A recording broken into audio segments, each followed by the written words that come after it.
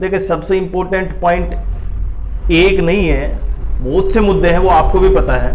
लेकिन आज हम इस वीडियो में केवल आपके सामने जिस तरह नॉर्मलाइजेशन ने, देखिए रॉन्ग क्वेश्चन तो अब की बार है, रॉन्ग क्वेश्चन इतने ज़्यादा पहले नहीं होते थे, एक दो क्वेश्चन हो जाता है, लेकिन इतनी ज़्यादा क्वेश्चन उससे भी बहुत ज़्यादा फर्क पड़ा है रिजल्ट में, ये आपको भी पता है और हम उसके बारे में डिस्कस नहीं करेंगे। हम केवल यहाँ पे नॉर्मलाइजेशन का डिस्कस करेंगे, एक रिफॉर्म्स ये भी है।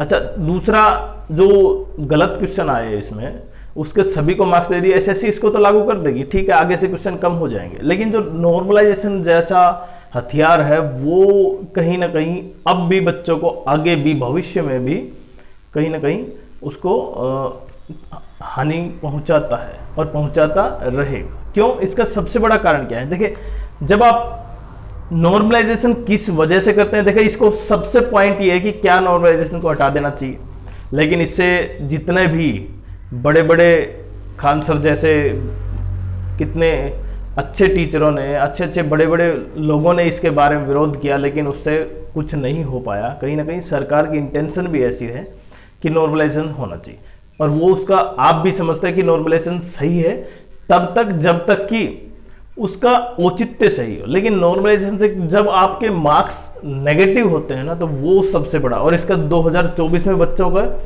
रिजल्ट पे आप देख सकते हैं कि -20, -24, -23 मार्क्स मिले हैं बच्चों को, और जबकि दूसरी शिफ्ट में प्लस के मिले हैं, प्लस के 22, प्लस के 20, प्लस के 24, प्लस के 28। तो केवल नॉर्मलाइजेशन उन क्वेश्चनों पर, देखिए जब भी शिफ्ट आप एक से ज्यादा शिफ्ट लेते हैं तो ठीक है, उसके लिए आपको नॉर्मलाइजेशन करना है। और कहीं ना कहीं जब आप नॉर्मलाइजेशन करते हैं तो देखिए कैटेगरी वाइज आप, आज हम ये समझेंगे कैटेगरी वाइज किस कैटेगरी को सबसे ज्यादा नुकसान है। ओबीसी, ईडब्ल्यूएस, एससी और एसटी। 18 जनवरी का पेपर हार्ड था, जबकि 20 जनवरी का पेपर थोड़ा सा सरल था, ये आपको भी पता है। और इस वजह से जो हार्ड पेपर था उसको ज्यादा नॉर्मलाइजेशन के मार्क्स दिए गए। जब आप किसी भी पेपर को बनाते हो सकता है वो हार्ड और नॉर्मल हो, तो इसलिए मार्क्स दे दिए जाते हैं। लेकिन यहां पे हम ये समझे कि देखिए सबसे ज्यादा नॉर्मलाइजेशन का इफेक्ट किस कैटेगरी पर पड़ा है। जब क्या, क्योंकि यहां पे मार्क्स जैसे 20 काउंट हुए नेगेटिव, तो अगर मैं यूआर कैटेगरी से हूं तो मेरे -20 होंगे, और जबकि सबसे ज्यादा हाईएस्ट कट ऑफ किसकी जाती है? यूआर की जाती है, तो मेरे मार्क्स उस कट ऑफ से कम रहेंगे और इसलिए मैं रिजल्ट से बाहर हो जाऊं, मतलब मैं कट ऑफ में शामिल नहीं हो पाऊंगा, मैं उससे बाहर हो जाऊं। जबकि अगर यही एससी कैटेगरी के साथ होगा, उनकी कट ऑफ कम जाएगी, ऑब्वियसली यूआर से कम जाएगी, और जब यूआर से कम जाएगी तो वहां पे नॉर्मलाइजेशन कम इफेक्ट कर पाएगा उनको।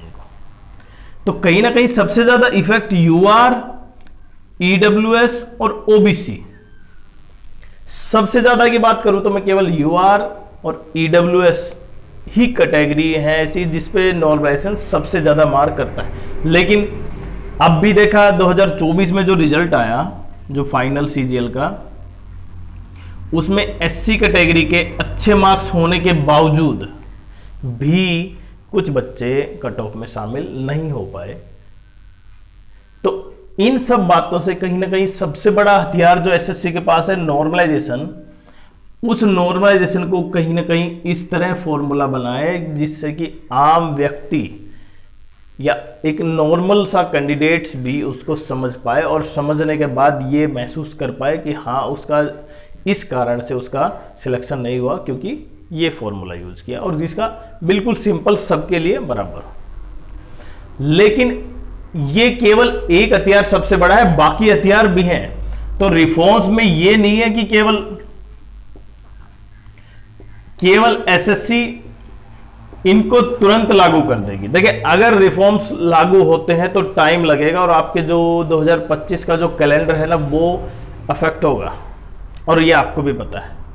लेकिन उतना इफेक्ट होने से सही है कि कोई बाकी जो बच्चे जो डिजर्विंग कैंडिडेट है, जो मेहनत करने वाले हैं, उनको भी भविष्य में एक आशा हो कि उनका सिलेक्शन हो जाए अगर उन्होंने मेहनत अच्छी की है, जिससे कि इन हथियारों से एसएससी उनको कट ऑफ से बाहर ना कर पाए।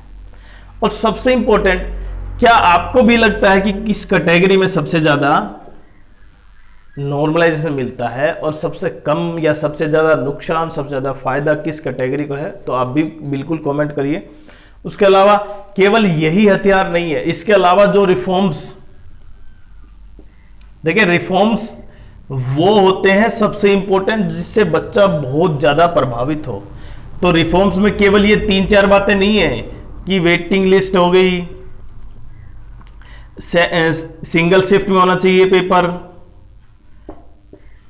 नॉर्मलाइजेशन, पेपर का लेवल। देखिए बहुत बहुत लंबी लिस्ट है इससे।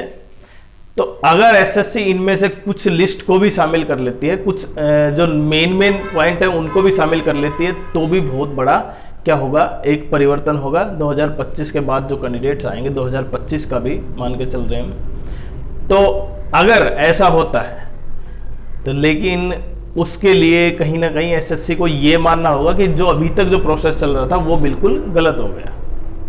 उससे बहुत से बच्चे क्या हो गए, उनको डिजर्विंग उनकी सीट नहीं मिल पाई उनको, वो क्योंकि जब भी एसएससी वैकेंसी निकालती है तो प्रत्येक बच्चा उसमें, चाहे वो सीजीएल का हो, सीएचएसएल का हो, एमटीएस का हो या कोई और एग्जाम हो एसएससी के द्वारा, तो प्रत्येक बच्चा इन सभी एग्जाम को फिल करता है, फॉर्म फिल करता है और सभी के एग्जाम देता है। और एग्जाम में आप बात करें एमटीएस, सीएचएसएल, सीजीएल में क्वेश्चन में बहुत कम डिफरेंस हो रहा है, लेवल लगभग डिफरेंशिएट नहीं किया जा रहा।